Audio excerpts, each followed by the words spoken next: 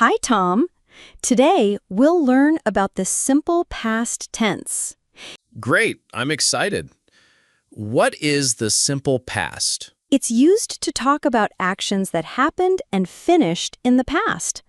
Like what? For example, I visited my friend yesterday.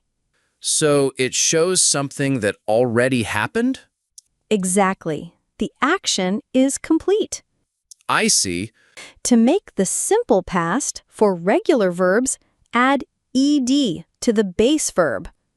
Can you give me examples of regular verbs? Sure, talk becomes talked. Walk becomes walked. Play becomes played.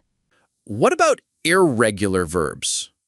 Irregular verbs change differently. For example, go becomes went and have becomes had. That sounds tricky. It's easy with practice. Okay, I'll try. Let's practice. How do you say, I eat breakfast yesterday? I ate breakfast yesterday? Perfect. Got it. For negatives, use did not plus base verb. For example, I did not go to school.